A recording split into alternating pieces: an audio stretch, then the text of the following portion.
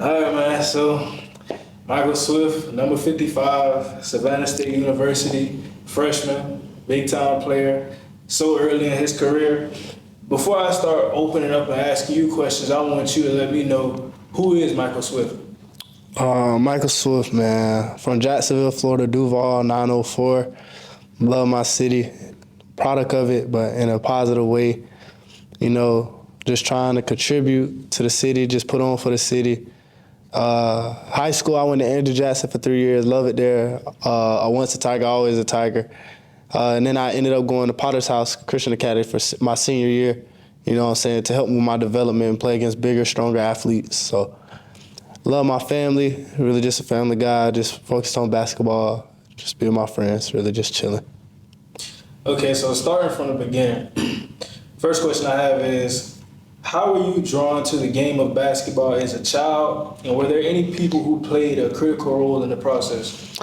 To answer your question, I've been playing basketball since I was 5. I really seen my brother do it. So he played football. He ended up playing football for Trinity Christian, won a championship there. But I really saw him play basketball in middle school. That's what made me want to play, following my big brother. And what was the second part of the question? Just what people played a critical role in the process. It was a lot. Just to name a few coaches: Coach Marcus Darby, Coach Ivan Jennings. There were some of my AAU coaches, Coach Kendrick. Then I had Jamon Gordon, he played overseas. Then you had James Collins, Coach Maurice Willie, Coach Poncho, Coach Will. It was a lot of people that played a big role. Another person, Coach Joe. A lot of people played a big role. Okay, so when you play sports and you start off at a young age, it's really that curve once you get to middle school, or it could be rec league or even high school. But I want to know, at what moment or what specific moment did you realize that you were better than most of your peers that you played against? To be honest, I don't think, honestly, from about to like 4th grade, I wasn't really like the best player. I was always the hustle player, just doing the dirty things. But really, around my 5th, going into 6th grade summer, I had locked in and started working out by myself and working out with my trainer, Coach Will. That's when I really knew that I could really be something. I changed my shot around. I really knew I could be something. And I just stuck to it and just kept working out with her. And I just kept seeing, I just kept getting leaps and bounds over my peers. And once I did that, I was like, I could really do something with this. Like, I can go to school for this if I really, put in the work.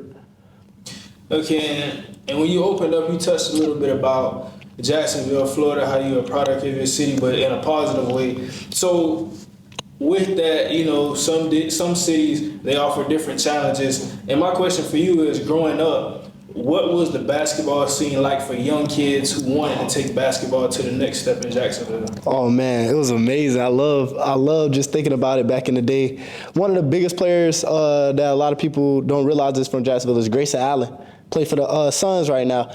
He wasn't really one of my inspirations, but I just to name somebody. Then I had some of my older people that I played against, just to name a few. Alex Fudge in the NBA now. You got Terrence Ginyard. You just got players that I played against when I was in 9th grade. It just made me just see the city come out, just be like Jackson versus Reebok, just big city games, everybody in the city known, players, it's going to be a big game, it's going to be sold out, you got to get there early, it's just things like that. And now, since I left, it's starting to become even better, more positive, people not as negative. It's just really good for the city, man. So, touching on high school, like you said, you went to 2 different high schools, but I want to talk about Andrew Jackson for a little bit. You went to the state championship in 9th grade, the Final Four in 10th grade, and state again in 11th grade. Despite falling short in those state appearances, how did that winning culture and that success that you found while at Andrew Jackson, how did that impact Michael Swift, the basketball player, and Michael Swift, the man? A lot of a testament to Coach James Collins, I just appreciate him so much. He really put, as a lot of people would say, that dog in you. You got to play defense if you're there. You got to play hard. You got to work hard. You're going to be in the gym every day. And like you said, to the winning culture, a lot of things, like as you can see, how we're going to the playoffs, a lot of things that he always told us is just basketball at the end of the day. It's just a basketball game. So that helps me keep my composure in anything that I do. So like my first collegiate game, that's what I thought, is just basketball. When my first SEAC playoff game, is just basketball. So that really helped me, just that winning culture. I was definitely college ready. That's good to know. And you talked about when you made the transfer or the decision to go to Potter's House Christian, you wanted to play against bigger, stronger, faster athletes, higher level competition. So with that decision and with the thought process going into that decision, how was it once you got there? Oh, it was great. They accepted me like a family. We worked hard. We worked really hard. It was just, like I said with Andrew Jackson, we worked hard on defense and certain things, but with Potter's House, we were working on more skill work, more ball handling, things of that sort. And also, when I was at Andrew Jackson, I played more of the shooting guard, and I knew once I got to the college level, I was going to have to play point guard. At Potter's House, I played point guard. So it was just better for my development. Okay, so like you said, you worked on defense, complete player, you worked on your skill at Potter's Christian. But after some of the AAU teams you played for Team 1K, Team Maurice Space, and Team Florida. What was the recruiting process like after you made the decision to go to Potter's Christian, and how did Michael Swift ultimately choose to walk on at Savannah State? Main thing was I had a few JUCO offers. I had went to a couple of camps that Coach Maurice Willie put me on to. I had got a few JUCO offers from there, a few looks, a few Division II interests, but nothing really. It wasn't really me, because I felt like I wasn't at home, close to home, being, like I said at the beginning, close to my family and things of that sort. A lot of them was really far. Someone was like 14, 15 hours away. I just didn't want to do that. And Savannah State, historically black college. My mom and dad went to HBCU. My mom went to Bethune-Cookman. My dad went to FAMU. So I was like, I just want to stay close to home, and I want to do something, you know what I'm saying, different. I don't want to be like them and just go to the same one as they did. So I thought about Savannah State, and that's how I ended up here. So through that recruiting process, like you said, you had some JUCO offers, had some D2 interests, but none of it really felt like you. Did that ever get to you mentally when you felt like you played on a winning basketball team, you went to Potter's Christian, you played against better athletes, you showed what you could do there, then you got to the recruiting process. How did you feel mentally during that process? Mentally, I was kind of disappointed. I'm not gonna lie, I was very, very disappointed. But I knew the work that I put in, I would be able to perform on any level. I knew that if I just trusted myself and trusted my work, that I could really do it. So I decided to, instead of, sulking, getting mad, just keep putting in the work like I did this summer, just kept putting in work. Even though sometimes you want to give up, quit, and things of that nature, you got to believe in yourself. And me believing in myself got me here, and I really just am proud of myself for real. So you get to Savannah State, and you're a walk-on, and the mindset of that, I want you to take me a little bit through that mindset. Kind of, what were your expectations? What were your goals? What did you feel this season would be as a freshman walk-on? As a freshman walk-on, the first thing, so my 9th grade year, when I went to Andrew Jackson, I played on varsity. I played, but some stuff had happened. I ended up not playing as much as I was supposed to, in my opinion. So I kind of brought that same exact mindset, and I knew that I needed to learn. I didn't think I was going to get thrown into the fire so quick, starting and things of that nature, but it's cool because I really wanted to learn. So that whole preseason, I was sitting there trying to learn from AJ playing, Austin Lewis, my captains, really just sitting there trying to learn, absorb everything. So that was really it, just learning and just trying to come in and contribute and do whatever coach asked me to. If that's running the offense, if that's playing defense on the best players, if that's guarding the big man, I'm going to do whatever coach asked me to just so our team could win. And like you said, with that, coming in, trying to learn, understanding that there's probably some parts of your game that you want to get better at, some things you want to work on. But I want to know, as you go through the practice process, as you're in the film meetings, what moment or what point did you get to where you felt like you did enough to be a consistent starter for this basketball team in your head coach's eyes and your teammates' eyes? To be honest, I never really think like that. I still don't think it right now. I think that I still just have to keep contributing to my team and just keep proving everybody wrong. Like why I feel like I should have had Division II offers and things like that. So I never think like that because at the end of the day, I really do just want to win. So that's how I really feel about that. And with that mindset, would you take it back to high school and kind of attribute some of what your coaches in high school taught you, the defensive mindset, the hustle mindset, now that's coming into the college level and you're just doing whatever it takes to win? One of my coaches, Coach JB, for Andrew Jackson, he always told us defense gonna get you on the court. And I believed him, but now you could really see it. My defense really does get me on the court, and I could definitely attest that to Andrew Jackson. I really do. So just on the court, kind of a basketball question. When it's fourth quarter or it's overtime, you guys had an overtime game a couple of games ago, and they put you on one of the guys who's heating up in the fourth quarter or heating up in overtime. How does that make you feel as a basketball player, understanding that your coach trusts you to guard the guy on the opposing team who's scoring the most?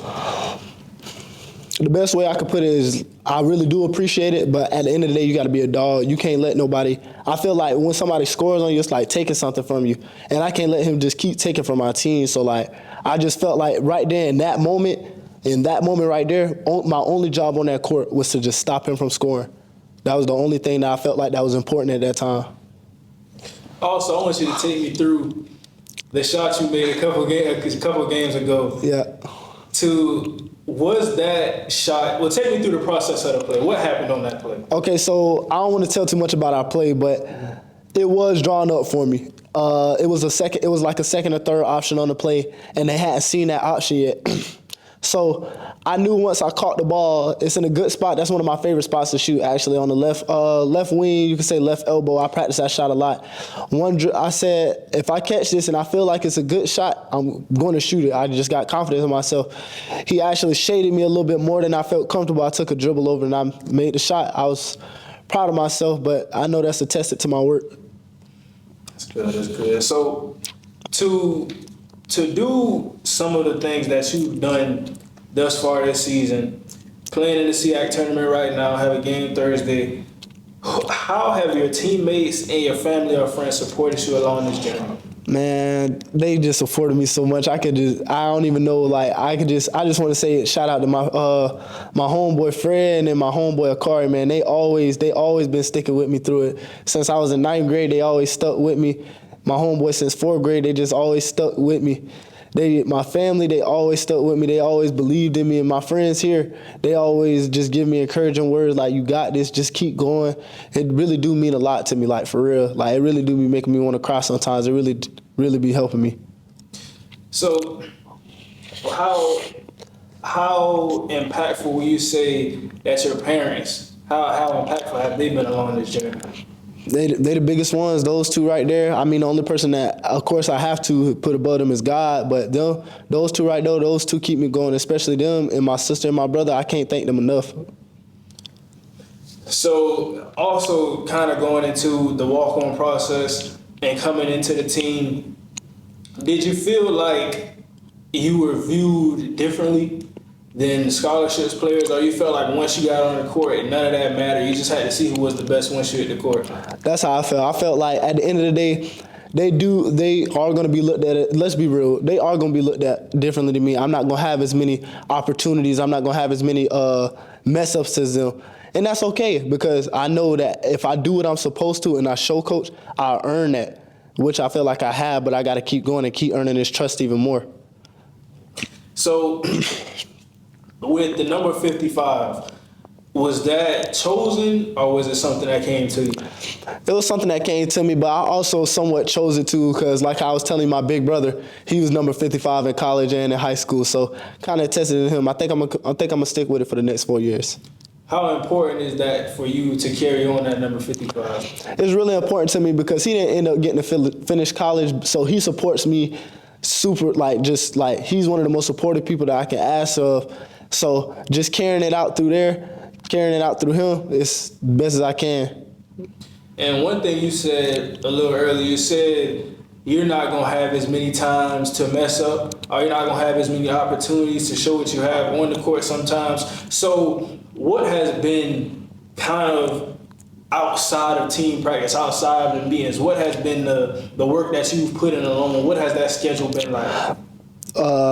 Okay, schedule wise, I'm at least trying to get in the gym at least one extra time a day. So like if we have a practice, I'll go in and shoot. But let's say I can't do that, I'm gonna go watch film. Because at the beginning of the year when we were going through, I guess you could say training camp, Coach Moss, a big supporter of us too. Shout out to him.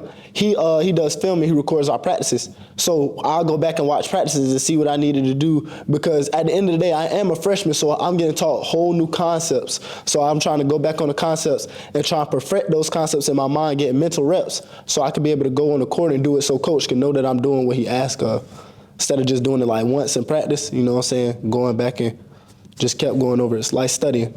And you've had, like you said, with the work you've put in, a lot of the things that you've learned along this process, you've had a lot of success. But as any athlete, there's going to be moments where you're not feeling it, moments where you're going to be down. So how have you combated those highs and the lows? And shout out to my captain, Austin. Me and my fellow teammate, Jordan Markell, we had went through like a little rough patch, probably about 3-4 games. We had went on a little losing streak, but we weren't playing the best. And at the end of the day, we are a big part of the team, and we have to contribute no matter what. But we were having some rough games, and Austin had ended up talking to us. We had just dropped the game against Allen at home, so it was a really big loss to us. We were really frustrated.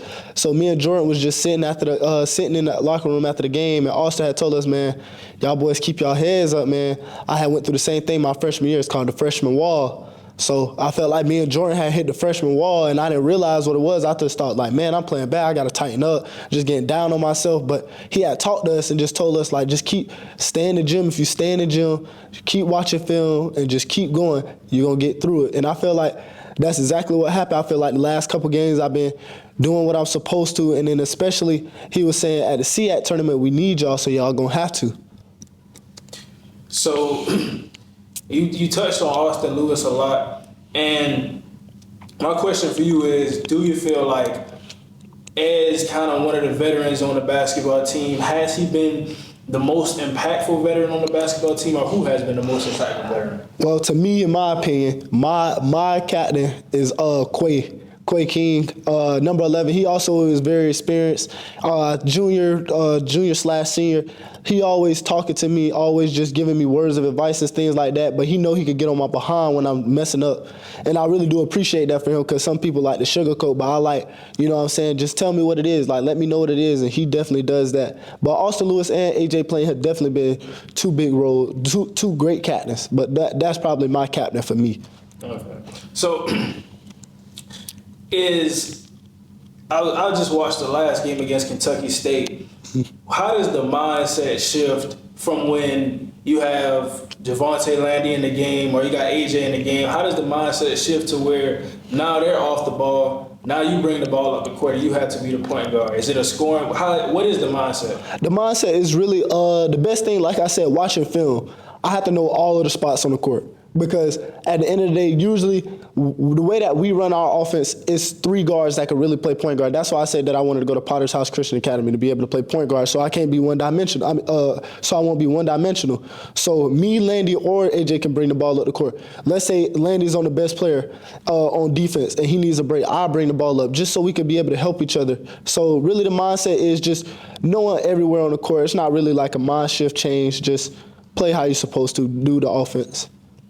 So you touched on this a little bit earlier. You said that you don't really look at it as you've really proven yourself or that you're established, that you still have that chip on your shoulder. So my question for you is, do you feel that going into next season, going into the future of your college basketball career, will the chip only get bigger, and what can we expect from you on the court? Oh, yeah, the chip is just only going to get bigger, because now that I'm thinking, I know I'm thinking kind of far ahead, but just me personally, just future goals and future aspirations, like my coach tell me to write down. I want to be eventually SEAC Player of the Year. Then I also want to eventually lead this team to a Division II national championship, something like that. So I don't want to just limit myself to just here. You know what I'm saying? So, yes, of course, that chip is definitely going to be big on my shoulder, yeah. And one question I also want to ask you, as far as, classmates or friends around campus who have been those people who you felt like, that get you? Because sometimes I think it's easy to get caught up in just basketball. But what friends have allowed you to kind of step away from that and have that balance? Shout out to my friends, man. I got a friend group they call D7. I got you got Sincere, you got Sadira, you got Sin. I already said Sin. Okay, Sadira, Sin, Sean, Jada, Nyana, Elise, and me. That's D7. I'm always hanging out with them. Those are my dogs, man. So, last question I have for you, I just want to know, what is your message to the walk-ons out there? What would you tell them?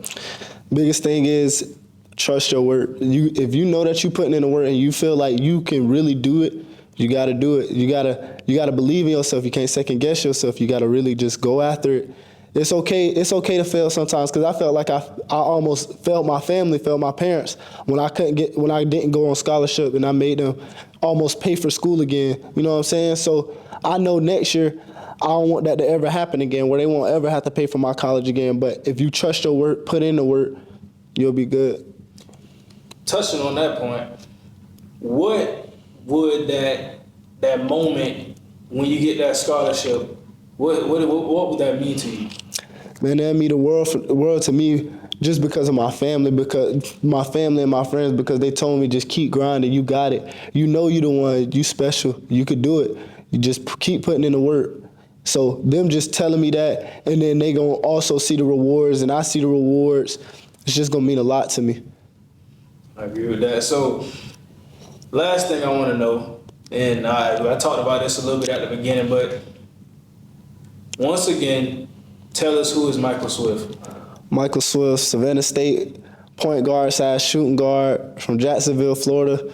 Family guy, just a hooper, man. Is there anything else you would like to add? Nah, just shout out to Jacksonville. I appreciate y'all for real. Shout out to my family and friends. Thank you for your time.